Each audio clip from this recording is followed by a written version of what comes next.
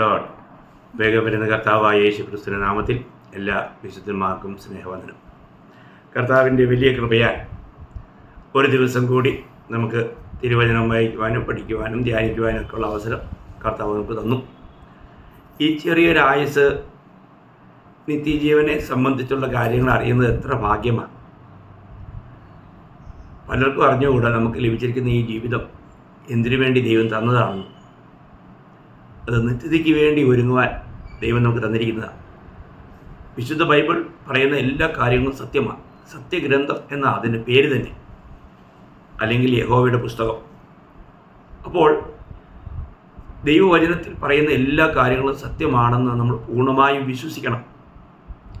അത് വിശ്വസിക്കുകയും അത് നമ്മൾ നമ്മുടെ ജീവിതത്തിൽ ആചരിക്കുകയും വേണം.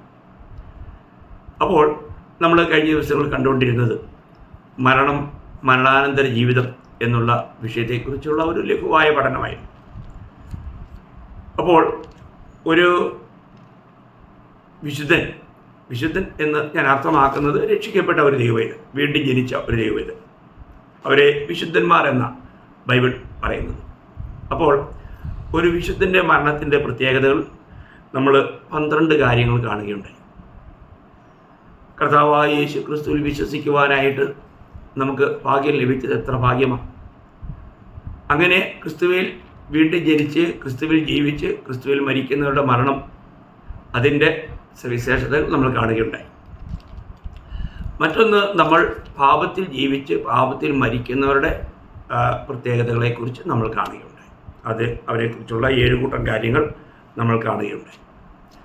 അപ്പോൾ ഇന്ന് ഈ മരണാനന്തര ജീവിതത്തിൽ അല്ലെങ്കിൽ മരണം നമ്മൾ അഭിമുഖീകരിക്കേണ്ടി വരുമ്പോൾ ഒരു വിശുദ്ധനെ സംബന്ധിച്ചിടത്തോളം അവന് സന്തോഷിപ്പാൻ വകുപ്പുണ്ടോ എന്നുള്ള ഒരു കാര്യത്തെക്കുറിച്ചുള്ള ഒരു ചെറിയ പഠനം ആഗ്രഹിക്കുക.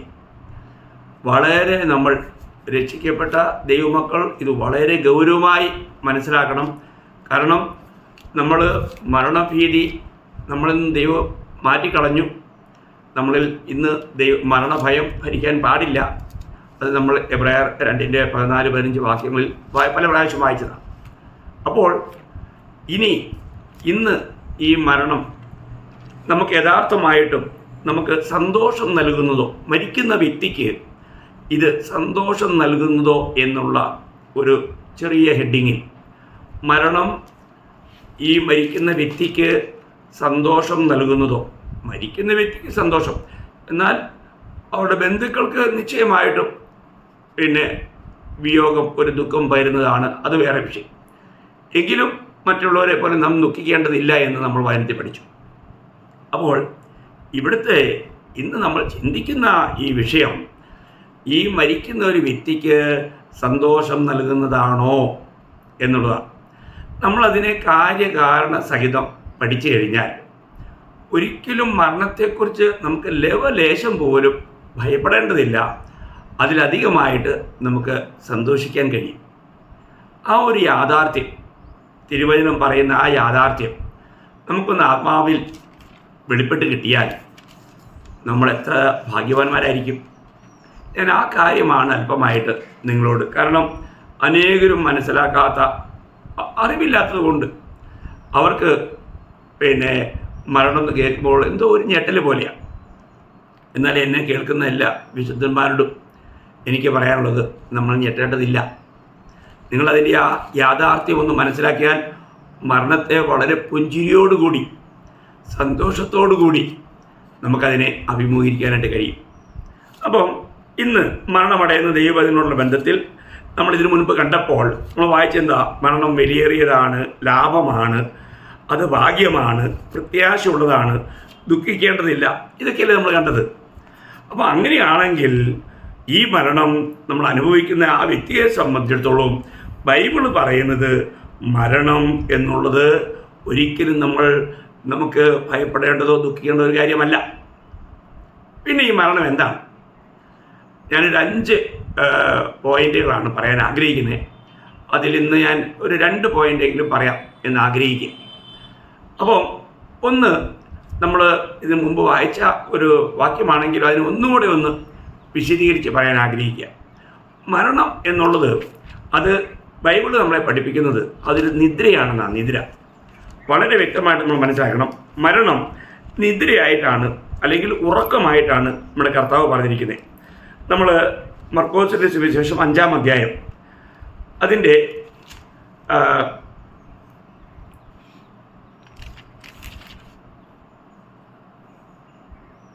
മർക്കോസ് അതിൻ്റെ 5-ാം അധ്യായം അതിൻ്റെ 38-39 വാക്യം. പള്ളിപ്രമാണിയുടെ വീട്ടിൽ വന്നാറെ ആരവാരത്തെയും വളരെ കരഞ്ഞു വിലപിക്കുന്നവരെയും കണ്ടു. അകത്ത് കടന്ന് നിങ്ങളുടെ ആരവാരവും കരച്ചിലും എന്തിന്? കുട്ടി മരിച്ചില്ല, ഉറങ്ങുന്നത്രേ എന്ന് അവരോട് പറഞ്ഞു. അവരോ അവനെ പരിഹസിച്ചു. അപ്പോൾ ഇവിടെ മരണത്തെക്കുറിച്ച് പറഞ്ഞിരിക്കുന്നത്, കർത്താവ് പറഞ്ഞത് കുട്ടി മരിച്ചില്ല, ഉറങ്ങുന്നത്രയെന്ന്. എന്നാൽ ഈ സംഭവം നിങ്ങൾക്കറിയാം. പള്ളിപ്രമാണിയായ യായിറോസിൻ്റെ 12 വയസ്സ് പ്രായമുള്ള മകളുടെ മരണത്തെക്കുറിച്ചാണ്. ഇവിടെ നമ്മൾ പ്രത്യേകം ശ്രദ്ധിക്കണം. ഇവിടുത്തെ വിഷയം ഇത് ആ പ്രമാണിക്ക് ഏകജാതയായ മകളായിരുന്നു. ഈ ഏകജാതയായ മകൾ ദീനം പിടിച്ച് കിടക്കുമ്പോൾ ദീനം ഭയങ്കരമായിരുന്നു. കർത്താവ് വന്ന് അവിടെ മേൽ കൈവച്ച് സൗഖ്യം കൊടുക്കണമെന്നുള്ള അപേക്ഷയുമായിട്ട് കർത്താവിൻ്റെ അടുക്കൽ വരുന്നു. കർത്താവ് പോകുന്ന വഴിയിൽ 12 സംവത്സരം രക്തസ്രാവമുള്ള ഒരു സ്ത്രീ സൗഖ്യം പ്രാപിക്കുന്നു. അതിനുശേഷം മുമ്പോട്ട് പോകുമ്പോൾ ചിലർ പള്ളിപ്രമാണിയുടെ വീട്ടിൽ നിന്ന് വന്ന് പറയുന്നു മകൾ മരിച്ചുപോയി. എന്നാൽ കർത്താവ് പള്ളിപ്രമാണിയോട് പറഞ്ഞു, നീ വിശ്വസിക്കുക മാത്രം ചെയ്യുക. അപ്പോൾ അവരുടെ വീട്ടിൽ വന്നപ്പോൾ അവിടെ കരഞ്ഞ് നിലവിളിച്ച് കൊണ്ടിരിക്കുന്ന ഒരു കൂട്ടം ജനത്തെ കാണുന്നത്. അപ്പോൾ അവിടെ കർത്താവ് പറയാണ്, ബാല മരിച്ചിട്ടില്ല, ഉറങ്ങുകയാണ്. അപ്പോൾ അവർക്കതൊരു പരിഹാസമായി തോന്നി. നോക്കണം, ദൈവത്തിൻ്റെ ദൃഷ്ടിയിൽ കർത്താവിനറിയാം അവൾ മരിച്ചുപോയെന്ന്. ലോകപ്രകാരം നമ്മൾ ചിന്തിക്കുന്ന രീതിയിൽ അവൾ മരിച്ചുപോയി. എന്നാൽ കർത്താവിന് അവൾ ഒരു നിദ്രയില്ല. കർത്താവിന് അവൾ വെറും ഒരു നിദ്രയില്ല. നമ്മൾ ചിന്തിക്കണം. അപ്പോൾ മരണത്തെ ഇവിടെ ഒരു നിദ്രയായിട്ടാണ് കർത്താവ് പറയുന്നത്. അത് നമ്മൾ പിന്നെ യോഹന്നാന്റെ സുവിശേഷത്തിലും ലാസറിൻ്റെ മരണത്തോടുള്ള ബന്ധത്തിൽ കർത്താവ് പറയുന്നുണ്ടല്ലോ. നമ്മളത് ചിന്തിച്ചിട്ടുള്ള വാക്യമാണ്. യോഹന്നാൻ 11:11. അവൻ നമ്മുടെ സ്നേഹിതനായ ലാസർ നിദ്ര കൊള്ളുന്നുവെങ്കിലും ഞാൻ അവനെ ഉണർത്തുവാൻ പോകുന്നുവെന്ന് ശിഷ്യന്മാരോട് പറഞ്ഞു. ശിഷ്യന്മാർ അവനോട്, കർത്താവേ, അവൻ നിദ്ര കൊള്ളുന്നുവെങ്കിൽ അവന് സൗഖ്യം വരും എന്ന് പറഞ്ഞു. യേശുവോ അവൻ്റെ മരണത്തെക്കുറിച്ചായിരുന്നു പറഞ്ഞത്. ഉറക്കം എന്ന നിദ്രയെക്കുറിച്ച് പറഞ്ഞു എന്ന് അവർക്ക് തോന്നി. അപ്പോൾ യേശു സ്പഷ്ടമായി അവരോട്, ലാസർ മരിച്ചുപോയി. കണ്ടോ? അപ്പോൾ നമ്മൾ ലോകപ്രകാരം നമുക്ക് മനസ്സിലാകണമെങ്കിൽ മരിച്ചുപോയി. എന്നാൽ കർത്താവിൻ്റെ ദൃഷ്ടിയിൽ എന്താണ്? ലാസർ നിദ്രയില്ല. നമുക്കറിയാം, ബൈബിളിൽ കർത്താവ് മരിച്ച 3 പേരെ പേര് പറഞ്ഞ് പ്രത്യേകം ഉയർപ്പിച്ചായിട്ട് പറഞ്ഞിട്ടുണ്ട്. മറ്റനേകം ഉയർപ്പിച്ചിട്ടുണ്ട്. എങ്കിലും 3 പേര്. ഒന്ന് ഈ യായിറോസിൻ്റെ മകൾ, 12 വയസ്സ് പ്രായമുള്ള യായിറോസിൻ്റെ ഏകജാതയായ മകൾ. മറ്റൊന്ന് പിന്നെ നയനിലെ വിധവിയുടെ ഏകജാതനായ പുത്രൻ. മൂന്നാമത്തത് ലാസർ. അപ്പോൾ നമ്മൾ ചിന്തിക്കണം, ഒന്ന് കർത്താവ് ഉയർപ്പിച്ചത് വീട്ടിൽ, യായിറോസിൻ്റെ മകളെ വീട്ടിൽ ഉയർപ്പിച്ചു. നയനിലെ വിധവയുടെ മകനെ കബറിടത്തിലേക്ക് കൊണ്ടുപോകുന്ന വഴിയിൽ വെച്ച് ജീവിപ്പിച്ചു. ലാസറിനെ കബറിടത്തിൽ നിന്നും എഴുന്നേൽപ്പിച്ചു. നമ്മൾ ചിന്തിക്കണം, ഇവിടെ ഈ നിദ്രയിൽ നിന്നും ഉണർത്തുവാൻ നമ്മുടെ കർത്താവിന് മാത്രമേ കഴിയൂ. അല്ലെങ്കിൽ മരണത്തിൽ നിന്നും മടക്കി വരുത്തുക. നമ്മൾ ചിന്തിക്കണം, അവിടെ ആ ലാസറിൻ്റെ കല്ലറയ്ക്ക് നിന്നുകൊണ്ട് ലാസറേ നീ പുറത്തു വരിക എന്ന് പറഞ്ഞില്ല, മരിച്ച പുറത്തു വരട്ടെ എന്ന് പറഞ്ഞിരുന്നെങ്കിൽ അതുവരെ മരിച്ച എല്ലാവരും പുറത്തു വന്നേനെ. നമ്മൾ ചിന്തിക്കണം, കർത്താവിൻ്റെ വാക്കുകൾക്ക് ശക്തിയുണ്ട്. ഏത് നിലയിലും മരിച്ചവരെ ഉയർപ്പിക്കുവാൻ ആ വാക്കുകൾക്ക് കഴിയും. തൻ്റെ വചനത്താൽ സകലത്തെയും പരിപാലിക്കുന്ന ദൈവത്തിൻ്റെ വചനത്തിന്, ആ വചനമെന്ന് പറഞ്ഞാൽ ആത്മാവും ജീവനുമാണ്, ജീവൻ പകരുന്നതാണ്. അപ്പോൾ ഇവിടെയും തലീതാ ഭൂമി എന്ന് പറഞ്ഞുകൊണ്ട് അവളുടെ കൈ പിടിച്ച് കർത്താവ് എഴുന്നേൽപ്പിച്ചു. യായിറോസിൻ്റെ മകളെ ഏൽപ്പിച്ചു കൊടുക്കുകയാണ്. നോക്കണം, മഞ്ചം തൊട്ട് അവനെ എഴുന്നേൽപ്പിച്ചു. കർത്താവിൻ്റെ ഒരു വാക്കിന് എന്തുമാത്രം ശക്തിയാണെന്ന് മനസ്സിലാക്കണം. അപ്പോൾ ഇവിടെ നിദ്ര എന്ന് പറഞ്ഞിരിക്കുന്നത് അത് ഈ അല്ലെങ്കിൽ മരണത്തെ കർത്താവിൻ്റെ കാഴ്ചപ്പാടിൽ അതൊരു നിദ്ര മാത്രം, ഒരു ഉറക്കം മാത്രമാണ്. അതുകൊണ്ടല്ലേ നമ്മൾ കഴിഞ്ഞ ദിവസങ്ങളിലും നമ്മൾ 1 തെസ്സലോനിക്കർ 4-ാം അധ്യായം അതിൻ്റെ 13-ാം വാക്യത്തിൽ സഹോദരന്മാരെ, നിങ്ങൾ പ്രത്യാശയില്ലാത്ത മറ്റുള്ളവരെ പോലെ ദുഃഖിക്കാതിരിക്കേണ്ടതിന് നിദ്ര കൊള്ളുന്നവരെ കുറിച്ച് അറിവില്ലാതിരിക്കരുത്. നിദ്ര കൊള്ളുന്നവർ നോക്കുക, ഈ ലോകത്തും മരണം വഴി മാറ്റപ്പെട്ടവരെ കുറിച്ച് കർത്താവ് വചനം പറയുന്നത് അവർ നിദ്ര കൊണ്ടിരിക്കുന്നുവല്ല, നിദ്ര കൊണ്ടിരിക്കുന്നു. നമുക്ക് ഈ പ്രയോഗം നമുക്ക് അനേകയിടങ്ങളിൽ നമ്മൾ സ്തെഫാനോസ് കല്ലറ കൊണ്ട് മരിക്കുമ്പോൾ അവിടെ താൻ പ്രാർത്ഥിച്ച ശേഷം അവിടെ അവസാനം സംഭവിക്കുന്നത് അതിൻ്റെ അപ്പോസ്തലപ്രവൃത്തി 7-ാം അധ്യായം 60-ാം വാക്യം, അവന് മുട്ടുകുത്തി, കർത്താവേ അവർക്ക് ഈ പാപം നിർത്തരുതേ എന്ന് ഉച്ചത്തിൽ നിലവിളിച്ച് ഇത് പറഞ്ഞിട്ട് അവൻ നിദ്ര പ്രാപിച്ചു. എന്ത് പ്രാപിച്ചെന്ന? നിദ്ര പ്രാപിച്ചു. നോക്കുക, നിദ്ര പ്രാപിക്കുകയില്ലേ എന്ന് പറഞ്ഞാൽ ഈ ശരീരം നിന്നും പ്രാണനും ആത്മാവും വേർപെട്ടു. നിദ്ര പ്രാപിക്കുക, അതിന് ദൈവവചനം പറയുന്നത് അതിനെ നിദ്ര പ്രാപിച്ചു എന്നാണ്. നമ്മൾ പുനരുത്ഥാനത്തിൻ്റെ അധ്യായം എന്ന് വിളിക്കുന്ന 1 കൊരിന്ത്യർ 15-ാം അധ്യായം അതിൻ്റെ 18-ാം വാക്യത്തിൽ വായിക്കുന്നത് 17-18 ക്രിസ്തു ഉയർത്തിട്ടില്ല എങ്കിൽ നിങ്ങളുടെ വിശ്വാസം വ്യർത്ഥമത്രേ, നിങ്ങൾ ഇന്നും നിങ്ങളുടെ പാപങ്ങളിൽ ഇരിക്കുന്നു. ക്രിസ്തുവിൽ നിദ്ര കൊണ്ടവരും നശിച്ചുപോയി. ക്രിസ്തുവിൽ നിദ്ര കൊണ്ടവർ ഉണ്ടോ? ക്രിസ്തുവിൽ നിദ്ര കൊണ്ടവർ. അപ്പോൾ ക്രിസ്തുവിൽ നിദ്ര കൊണ്ടവരെ ദൈവം എഴുന്നേൽപ്പിക്കാൻ വരും. അത് ദൈവത്തിൻ്റെ വാഗ്ദത്തമാണ്. എന്നാൽ അവിടെ പറഞ്ഞിരിക്കുന്നത് മരിച്ചുപോയവരെ കുറിച്ച് പറയുകയാണ്, അവർ നിദ്ര കൊണ്ടിരിക്കുകയാണ്. എത്ര അതൊരു നിദ്രയാണെന്ന് തിരുവചനം നമ്മളെ പഠിപ്പിക്കുന്നത്, അതൊരു നിദ്രയാണെന്ന്. ഇത് പഴയ നിയമത്തിലും പുതിയ നിയമത്തിലും ഇതേ പ്രയോഗമാണ്. നമ്മൾ ദാവീദിനെ കുറിച്ച് പറയുമ്പോൾ 1 രാജാവ് അതിൻ്റെ 2-ാം അധ്യായം 1 രാജാവ് 2-ാം അധ്യായത്തിൻ്റെ 10-ാം വാക്യം വായിക്കുമ്പോൾ 1 രാജാവ് 2-ാം അധ്യായം അതിൻ്റെ 10-ാം വാക്യം, ദാവീദ് തൻ്റെ പിതാക്കന്മാരെ പോലെ നിദ്ര പ്രാപിച്ചു. കണ്ടോ? എന്ത് ചെയ്തു? ദാവീദ് തൻ്റെ പിതാക്കന്മാരെ പോലെ നിദ്ര പ്രാപിച്ചു എന്ന്. നിദ്ര പ്രാപിച്ചു. നോക്കുക, ഈ കാര്യത്തെക്കുറിച്ച് ദാനിയേലിൻ്റെ പുസ്തകത്തിൽ നമുക്ക് വായിക്കാൻ കഴിയുന്നത്, ദാനിയേലിൻ്റെ പുസ്തകം അതിൻ്റെ 12-ാം അധ്യായം 2-ാം വാക്യത്തിൽ നിലത്തിലെ പൊടിയിൽ നിദ്ര കൊള്ളുന്നവരിൽ, കണ്ടോ? അവിടെ നോക്കുക, നിലത്തിലെ പൊടിയിൽ നിദ്ര കൊള്ളുന്നവരിൽ പലരും ചിലർ നിത്യജീവനായും ചിലർ ലജ്ജയ്ക്കും നിത്യനിന്ദയ്ക്കുമായും ഉണരും.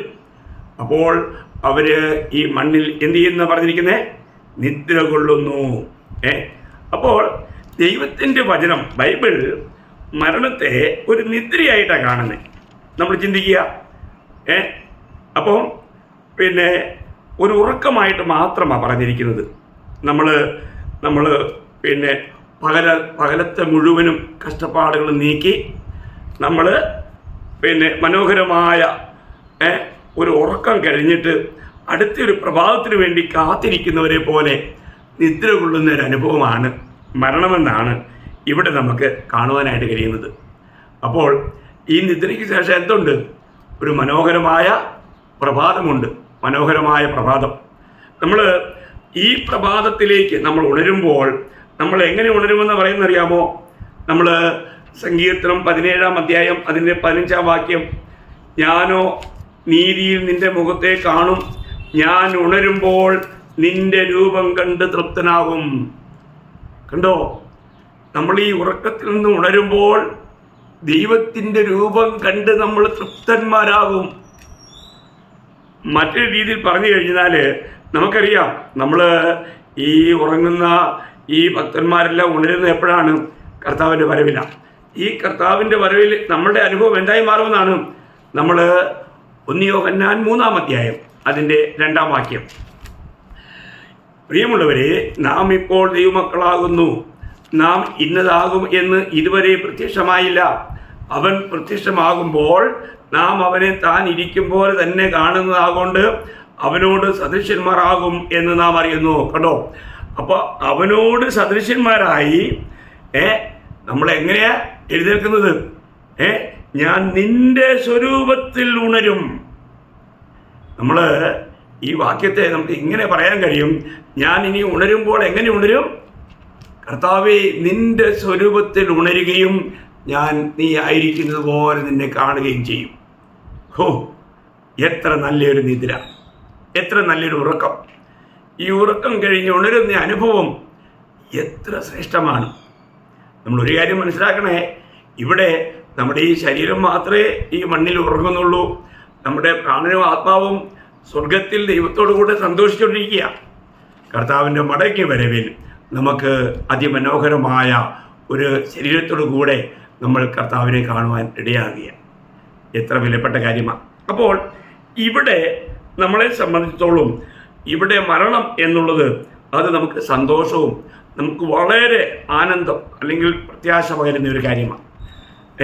അതുകൊണ്ട് ഈ പ്രത്യാശയുള്ള ദൈവത്തിൽ തൻ്റെ മരണത്തെ സമീപിക്കുന്നത് വളരെ സന്തോഷത്തോടെ ആയിരിക്കും, വളരെ സന്തോഷത്തോടെ ആയിരിക്കും.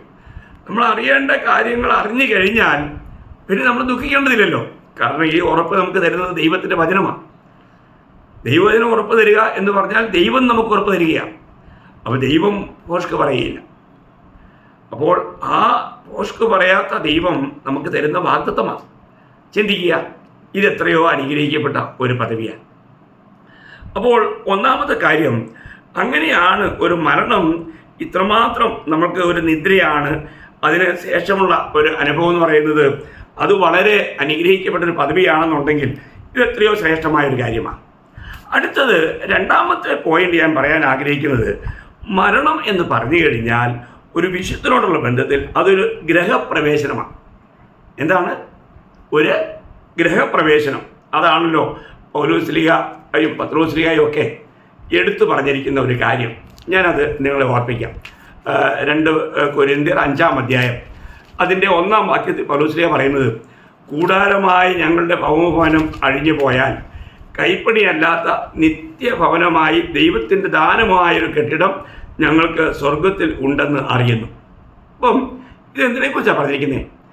നമ്മുടെ ഇപ്പോൾ നമ്മളായിരിക്കുന്ന ഈ കൂടാരമെന്ന ഈ ശരീരത്തെക്കുറിച്ചാണ്, ഭൗമ ശരീരത്തെക്കുറിച്ചാണ്. ഇതേ കാര്യം ഒന്നുകൂടെ ഒന്ന് മനസ്സിലാക്കാനായിട്ട് നമുക്ക് 2 പത്രോസ് 1-ാം അധ്യായത്തിൽ 2 പത്രോസ് 1-ാം അധ്യായം അതിൻ്റെ 13-ഉം 14-ഉം വാക്യം വായിക്കുമ്പോൾ പത്രോസ്ലീഹ പറയുന്നത്, നമ്മുടെ കർത്താവായ യേശുക്രിസ്തു എനിക്ക് അറിവ് തന്നതുപോലെ എൻ്റെ കൂടാരം ഒളിഞ്ഞു പോകുവാൻ അടുത്തിരിക്കുന്നു എന്ന് അറിഞ്ഞിരിക്കാൻ ഞാൻ ഈ കൂടാരത്തിൽ ഇരിക്കുന്നിടത്തോളം നിങ്ങളെ ഓർപ്പിച്ചുണർത്തുക യുക്തമെന്ന് വിചാരിക്കുന്നു. അപ്പോൾ ഈ കൂടാരം നമ്മൾ ചിന്തിക്കണേ, നമ്മൾ ഇന്നൊരു കൂടാരത്തിലുള്ള പാർപ്പാണ്. അപ്പം ഈ കൂടാരത്തിൽ വസിക്കുന്നിടത്തോളം നമ്മൾ എന്താണ്, നമ്മൾ ഞരങ്ങുക. എന്നാൽ നമ്മൾ ഈ കൂടാരത്തിൽ നിന്ന് മാറുക എന്നുള്ളതാണ് മരണം. നമ്മൾ ചിന്തിക്കണം, മരണം എന്നുള്ളത് നമ്മുടെ പഴയ ഭവനത്തിൽ നിന്നും ഒരു പുതിയ ഭവനത്തിലേക്കുള്ള ഒരു ഗ്രഹപ്രവേശനമാണ്. ഈ കാഴ്ചപ്പാട് നമുക്കുണ്ടായിരിക്കണം. നമ്മുടെ പഴയ ഭവനം എന്ന് പറഞ്ഞു കഴിഞ്ഞാൽ, ഞാനൊരു ഉദാഹരണമായിട്ട് പറഞ്ഞു കഴിഞ്ഞാൽ, ഒരു ചെറിയ നമ്മുടെ നാട്ടിലൊക്കെ ഇല്ലേ ഈ ചെറിയ കുടിലുകൾ. ഈ കുടിലിൽ എന്ന് പറഞ്ഞാൽ മഴത്തുള്ളി ഒന്നും പുറത്തു പോയാൽ എല്ലാം അകത്ത് വരും. വെയിലുദിച്ച് കഴിഞ്ഞാൽ സൂര്യപ്രകാശം അകത്ത് വരും. ഇങ്ങനെ ആ മേഞ്ഞിരിക്കുന്ന ആ മേച്ചിലിൻ്റെ ഇതെല്ലാം പോയി നഷ്ടപ്പെട്ട് കീറി ഒരു വല്ലാത്ത അവസ്ഥയിലായിരിക്കുന്ന ഈ ഭവനത്തിൽ നിന്നും നമ്മൾ എങ്ങോട്ട് മാറുകയാണ്? നമ്മൾ വലിയ കൊട്ടാരത്തിലേക്ക് മാറുകയാണ്. ഒരു കൊട്ടാര തുല്യമായ വലിയൊരു ഭവനത്തിലേക്ക് മാറുകയാണ്. അവിടെ മഴ അകത്ത് വരത്തില്ല, സൂര്യപ്രകാശം അങ്ങനെ വരത്തില്ല, എല്ലാം നല്ല കണ്ടീഷനാണ്. യാതൊന്നിനെക്കുറിച്ചും ഭാരപ്പെടേണ്ടതില്ല, ഭയപ്പെടേണ്ടതില്ല. ഇനി അവിടെ ഈ കുടിലിൽ താമസിക്കുമ്പോൾ എന്തെല്ലാം ഭീതിയാണ്. മഴ വന്നാൽ ഭീതി, വെയിൽ വന്നാൽ ഭീതി, കാറ്റ് വന്നാൽ ഭീതി. മറ്റുള്ള ഇന്നത്തെ കാലത്ത് പറഞ്ഞു കഴിഞ്ഞാൽ കാട്ടാനയും പുലിയും കടുവയും എന്തെല്ലാം കാര്യങ്ങളാണ്, പാമ്പും എന്ന് വേണ്ട ചീങ്കണ്ണിയൊക്കെ ഇറങ്ങിയിട്ടില്ലേ, മുതലയൊക്കെ. ഇവിടെ ഒന്നും ഭയപ്പെടണ്ട. നമ്മൾ കർത്താവ് ഒരുക്കുന്ന ആ അനുഗ്രഹീതമായ ആ ഒരു നല്ല ഭവനത്തിലേക്ക് നമ്മുടെ ഈ ശരീരത്തിൻ്റെ അവസ്ഥയെക്കുറിച്ച് നമുക്ക് പ്രാപിക്കുവാൻ പോകുന്ന ശരീരത്തിൻ്റെ സവിശേഷതയെക്കുറിച്ച് നമ്മൾ 1 കൊരിന്ത്യർ അതിൻ്റെ 15-ാം അധ്യായം 1 കൊരിന്ത്യർ 15-ാം അധ്യായം അതിൻ്റെ 54-ാം വാക്യം വായിക്കുമ്പോൾ, ഈ ദ്രവത്വമുള്ളത് അദ്രവത്വത്തെയും ഈ മർത്യമായത് അമർത്യതയെയും ധരിക്കും. നോക്കണേ, അപ്പോൾ നമ്മൾ ഇന്ന് എങ്ങനെയുള്ള ഭവനത്തിൽ താമസിക്കുന്നത്? ദ്രവത്വമുള്ള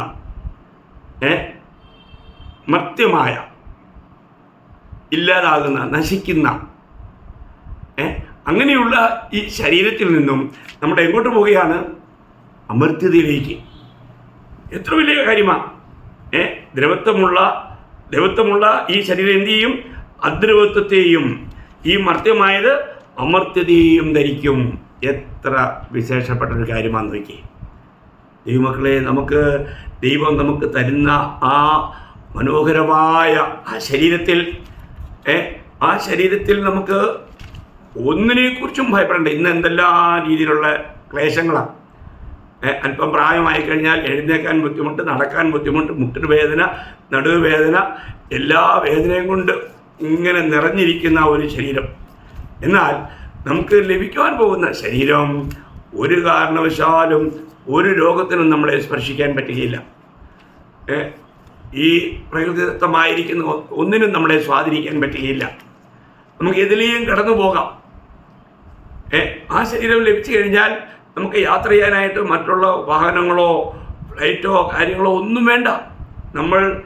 നമ്മുടെ മനസ്സിൽ ചിന്തിക്കുന്ന വേഗതയിൽ യാത്ര ചെയ്യുന്ന ഒരു ശരീരമാണ് നമുക്ക് ലഭിക്കാൻ പോകുന്നത് എന്ന് പറഞ്ഞാൽ നമുക്ക് ഇന്ന് അത് മനസ്സിലാക്കാനായിട്ട് വളരെ ബുദ്ധിമുട്ടാണ്. അപ്പോൾ ഇവിടെ നമുക്ക് കാണാൻ കഴിയുന്നത്, നമുക്ക് മരണം എന്ന് പറയുന്നത് നമ്മുടെ അഴിഞ്ഞു പോകുന്ന ഈ ശരീരത്തിൽ നിന്നും ഒരിക്കലും അഴിയാത്ത, ഒരിക്കലും ദ്രവിയാത്ത, നാശമില്ലാത്ത ഒരു ശരീരത്തിലേക്കുള്ള ഒരു മാറ്റമാണ്. മനസ്സിലാക്കണം ദൈവമക്കളെ, എത്ര വിലപ്പെട്ട കാര്യമാണ്. അങ്ങനെയാണെങ്കിൽ നമ്മൾ ചിന്തിക്കുക, ഏതെങ്കിലും ഒരു വ്യക്തിക്ക്, ഒരു കുടിലിൽ താമസിക്കുന്ന ഒരു വ്യക്തിക്ക് നീ അത് വിട്ടേര്, ഇതാ നിനക്ക് ഈ കൊട്ടാരം തരികയെന്ന് പറഞ്ഞാൽ ഈ കുടിൽ വിട്ടു പോകാൻ അവൻ എന്തെങ്കിലും ബുദ്ധിമുട്ട് തോന്നുമോ? അയ്യോ, സങ്കല്പിക്കാൻ പറ്റിയല്ലേ. മനോഹരമായ ഒരു അതിൽ നിന്നൊക്കെ ഞാൻ ഈ ഉപമ പറയുന്നതും ഇതിനോട് ചിന്തിച്ചു കഴിഞ്ഞാൽ ഒരിക്കലും അത് യോഗ്യമല്ല. കാരണം അത് അത്ര ശ്രേഷ്ഠമായൊരു അനുഭവമാണ്. അവർണ്ണനീയമായ, നമുക്ക് വർണ്ണിക്കാൻ നമുക്ക് ഈ നാവുകൾക്ക് ഈ ശബ്ദം ഈ ലോകത്തിലില്ല. അത്ര ശ്രേഷ്ഠമായ കർത്താവിൻ്റെ ഇതുപോലെയുള്ള ആ ഒരു ശരീരം നമ്മൾ പ്രാപിക്കാൻ പോകുകയാണ്. എത്ര വലിയ കാര്യമാണ് പ്രിയമുള്ളവരെ. അപ്പം മരണം എന്ന് പറയുന്നത്, മരിക്കുന്ന ആ വ്യക്തിക്ക് ദുഃഖിക്കേണ്ട ആവശ്യമുണ്ടോ? ഒരു കാലത്തുമില്ല. നമുക്ക് മരണത്തെ നമുക്ക് എത്ര സന്തോഷത്തോടെ നമുക്ക് ഉൽകാൻ കഴിയും, അതിനെ സമീപിക്കുവാൻ കഴിയും, അതിനെ അഭിമുഖീകരിക്കാൻ കഴിയും. ഈ യാഥാർത്ഥ്യം ശരിക്കും ഒന്ന് മനസ്സിലാക്കി കഴിഞ്ഞാൽ അങ്ങനെയുള്ള വ്യക്തികൾ മരണത്തെക്കുറിച്ച് ഒരിക്കലും ഭാരപ്പെടുകയില്ല. ഞാൻ അടുത്ത 3 കാര്യങ്ങൾ ഞാൻ നാളത്തെ ക്ലാസ്സിൽ നിങ്ങളോട് പറയാം. കാരണം നമ്മുടെ സമയത്തിൻ്റെ പരിമിതി കൊണ്ട് ഞാനിത് അധികം നീട്ടുന്നില്ല. അപ്പോൾ ഈ 2 കാര്യം നിങ്ങൾ ശരിക്കും ഓർക്കുക. മരണം എന്ന് പറഞ്ഞാൽ അത് പഴയ നിയമത്തിലാണെങ്കിലും പുതിയ നിയമത്തിലാണെങ്കിലും മരണത്തെ ദൈവവചനം ബൈബിൾ പറയുന്നത് അതൊരു നിദ്രയാണെന്ന്, ഒരു ഉറക്കം. നമ്മുടെ പകലത്തെ ആ അധ്വാനമെല്ലാം കഴിഞ്ഞിട്ട് നമ്മൾ വിശ്രമിക്കുക, ഉറങ്ങുക. എന്തിനാ? വീണ്ടും ഒരു നല്ല പ്രഭാതത്തെ ഉൽകുവാനായിട്ട്, ആ പ്രഭാതത്തിലേക്ക് നമ്മൾ നടത്തപ്പെടുവാനായിട്ടുള്ള ഒരു ഉറക്കമാണ്. ആ ഉറക്കം കഴിഞ്ഞ് ഉണരുമ്പോൾ നമ്മൾ എന്ത് ചെയ്യും? നമ്മൾ ഉണരുമ്പോൾ നമ്മുടെ കർത്താവിൻ്റെ തേജസ്സുള്ള മുഖം കാണും. എത്ര ഭാഗ്യകരമായൊരവസ്ഥ. രണ്ടാമത്തത്, നമ്മുടെ ഭൗമ കൂടാരം അഴിഞ്ഞു പോകും. നമുക്കൊരു സ്വർഗീയ കൂടാരം, ഒരു സ്വർഗീയമായ ശരീരം, കർത്താവായ യേശു ക്രിസ്തുവിനെ പോലെയുള്ള ആ ഒരു ശരീരം, അത് നമുക്ക് ദൈവം തരികയാണ്. എത്ര വിലപ്പെട്ട കാര്യമാണ്. ഏത് സമയത്തും കാഹളം ധ്വനിക്കാം. നമ്മുടെ കർത്താവ് ഈ സമയത്തും വരാം. നമ്മൾ ഈ കർത്താവിന് വരവിന് വേണ്ടി യഥാർത്ഥമായി ഒരുങ്ങിയിട്ടുണ്ടോ? നമുക്കിങ്ങനെയുള്ള ജീവനുള്ള ഒരു പ്രത്യാശ നമ്മളെ ഭരിക്കുന്നുണ്ടോ? ഇന്ന് കർത്താവ് വന്നാൽ ഞാനും ഈ കർത്താവിനോട് കാണും. ഇതിപ്പോൾ മരിച്ച വിശുദ്ധന്മാർ ഉയർത്തെഴുന്നേൽക്കും. എന്നാൽ നമ്മളെ സംബന്ധിച്ച് ഇന്ന് കർത്താവ് വരികയാണെങ്കിൽ നമ്മൾ രൂപാന്തരം പ്രാപിക്കും. നമ്മൾ രൂപാന്തരം പ്രാപിച്ച് ആ മഹത്വ ശരീരധാരികളായി നമ്മൾ കർത്താവിനെ എതിരേൽക്കും. മേഘങ്ങളിൽ നമ്മൾ എടുക്കപ്പെടും. പിന്നെ അവിടത്തോട് കൂടെ നമ്മൾ എപ്പോഴും ആയിരിക്കും. എത്ര വിലപ്പെട്ട കാര്യമാണ് ദൈവമക്കളെ! ഈ പ്രത്യാശയുള്ള ജീവിതമാണോ നമ്മൾ നയിക്കുന്നത്? മരണമെന്ന് കേൾക്കുമ്പോൾ നിങ്ങൾക്ക് ഭയം തോന്നുന്നുണ്ടോ? അതോ മരണത്തെ ഞാൻ അതിജീവിച്ച് ഇന്ന് ഞാൻ നിത്യജീവനിലാണെന്ന് ഉറപ്പോടെ നമുക്ക് പറയാൻ കഴിയുമോ? ഇന്ന് ഞാൻ ഈ ലോകത്ത് വേർപെട്ടാൽ, മാറ്റപ്പെട്ടാൽ ഞാൻ കർത്താവിനോട് കൂടെ സ്വർഗത്തിൽ കാണുമെന്ന് നമുക്ക് ധൈര്യമായിട്ട് പറയാൻ കഴിയുമോ? നിശ്ചയമായി നമുക്ക് കഴിയണം പ്രിയമുള്ളവരെ. ഞാനത് കഴിഞ്ഞ ക്ലാസ്സുകളിൽ നിങ്ങളെ ഓർപ്പിച്ചത് നിങ്ങൾക്ക് ഓർമ്മയുണ്ടാകും എന്ന് ഞാൻ വിശ്വസിക്കുന്നു. ഈ തിരുവചനങ്ങൾ, ഈ ദൈവവചന സത്യങ്ങൾ അത് നമ്മൾ മുറുകെ പിടിക്കണം. കാരണം ഇത് ഏതെങ്കിലും ഒരു ബുദ്ധിമാനായ മനുഷ്യൻ്റെ അറിവിൽ നിന്നും വരുന്ന കാര്യങ്ങളല്ല, ദൈവത്തിൻ്റെ വചനം പറയുന്ന കാര്യങ്ങളാണ്. അത് നമ്മൾ ഉള്ളതുപോലെ വിശ്വസിക്കണം. അതുകൊണ്ട് നിശ്ചയമായിട്ടും മരണം ഒരു വിശുദ്ധനെ സംബന്ധിച്ചിടത്തോളം സന്തോഷപ്രദമാണ്. സന്തോഷിക്കാം, ദുഃഖിക്കേണ്ടതില്ല, നിരാശപ്പെടേണ്ടതില്ല, ഒരിക്കലും ഭയപ്പെടേണ്ടതില്ല. സന്തോഷത്തോടെ അഭിമുഖീകരിക്കാൻ കഴിയും. കർത്താവിയ വചനങ്ങളാൽ കേൾവിക്കാരെ ഞങ്ങളെല്ലാവരെയും അനുഗ്രഹിക്കട്ടെ, സഹായിക്കട്ടെ. ബാക്കി 3 കാര്യങ്ങൾ കർത്താവ് ഇന്ന് വന്നില്ലായിരിക്കും നാളെ നിങ്ങളോട് പങ്കുവയ്ക്കാം. കർത്താവിന് മാത്രം ഉണ്ടാകട്ടെ. ആമേൻ.